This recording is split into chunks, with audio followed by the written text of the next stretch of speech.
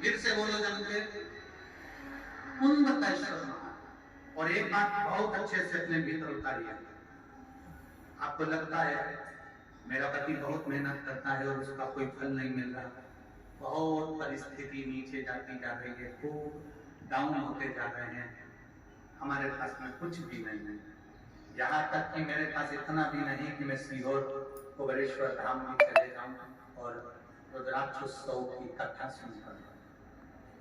आपको लगता है ऐसा कि आपके पास में नहीं है, इतना मैं सीहोर तक भी नहीं जा पाऊं, मेरे पास नहीं। जितने आस्था चैनल पर सुन रहे हो, जितने मोबाइल पर सुन रहे हो, जितने आप पंडाल में सुन रहे हो,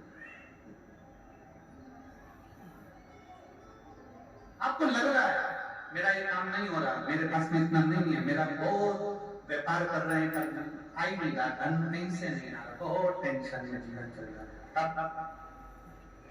7 बेलपत्र लेना है। कितनी बेलपत्र लेना है? 7 बेलपत्र में से सबसे पहली बेलपत्र, घर से जब चलो तो घर के पास में जो घर के अंदर रसोई घर में मटका हुआ, क्या बोलते हैं यहाँ पर, हंडा, मटका, गगरा, घड़ा, जिसमें तुम पानी भरते हो, टंकी, बाल्टी, जो भी होता है रसोई घर में जो पानी भरते हो पीने के, अंडे में, बोतल, उसमें टंकी में, जिसमें भी तुम भर के रखते हो, एक बेलपत्र उस हंडे के पास में, मटके के पास में वहां रखना है। घर से उसी मटके में से पानी लेना है, उसी हंडे में से लोटा जल लेना है, उसको लेकर जाना है। एक बेलपत्र वहां रख दी, बची कितनी? 6 बेलपत्र में से चलते चलते एक बेलपत्र पानी लेकर जब जाओ तब एक बेलपत्र बेलपत्री के वृक्ष के नीचे बेलपत्र चढ़ा के उस पर जल चढ़ा। 6ठी बेलपत्र जल पर पूरा मत चढ़ा, जल लेकर चढ़ा। 5 नंबर की बेलपत्र नंदीश्वर के पास में, जिस नंदी का पांव ऊपर की ओर हो, एक पांव नीचे दबा रहता है, पांव ऊपर वाले पांव के पास में एक बेलपत्र रख देना। 5 नंबर की बेलपत्र मां रखना। 4थे नंबर की बेलपत्र अशोक सुंदरी वाली बेलपत्र, हमने कई बार आपको अशोक सुंदरी का स्थान बताया। ये जलाधारी, यहाँ जो बीच में से जल बहता है, बीच में एक मोटी लाइन होती है, अशोक सुंदरी।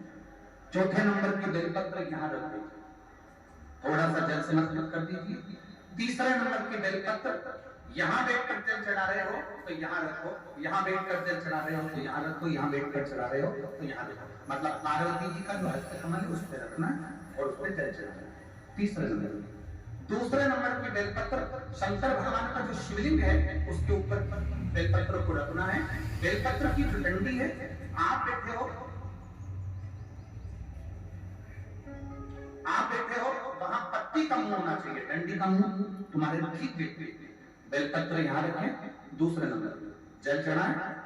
एक बेलपत्र जो 7वें नंबर की है, उस बेलपत्र को जो जलाधारी है, जल चढ़ाने वाली, उस जलाधारी का स्पर्श कराएं और उस बेलपत्र को वापस लेकर उसमें से थोड़ा सा जल उस जलाधारी में डाल दें। उस बेलपत्र को, जो 7वें नंबर की बेलपत्र है, उसका स्पर्श केवल जलाधारी को कर बाबा से विनती कर उस बेलपत्र को किसी भी दिन आप अपने घर में लाकर रख लो और कुबेरेश्वर धाम आना चाहते हो, बाबा से विनती कर आना, बाबा ऐसा धन देना कि मैं वहां जाकर लोगों को पानी पिला सकूं, बिस्कुट खिला सकूं, ऐसी कृपा करना। 7 मार्च को कथा प्रारंभ होगी कुबेरेश्वर धाम की।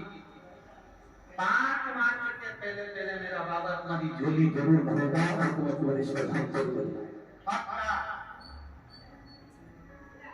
ज्यादा दूर का नहीं सोचना, नजदीक। 7 बेलपत्र का उपाय, 7 बेलपत्र का उपाय शिव जी का एक आनंद फल प्रदान करना।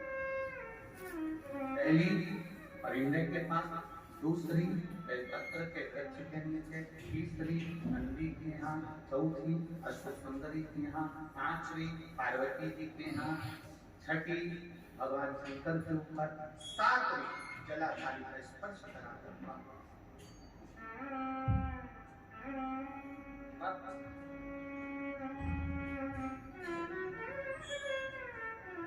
जल कितनी जगह चढ़ेगा? केवल 5 जगह पर। एक बेलपत्री के पेड़ के नीचे, दूसरा सुख सुंदरी की जगह, तीसरा पार्वती जी की जगह, चौथा शिवलिंग के ऊपर और पांचवा जो जलाधारी है ऊपर। 5 जगह पर एक ही लोटे में से थोड़ा थोड़ा जल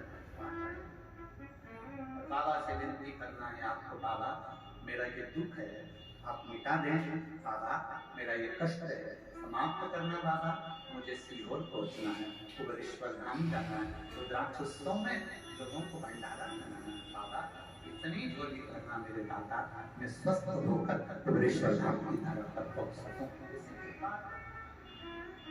विनती करो, विनय करो,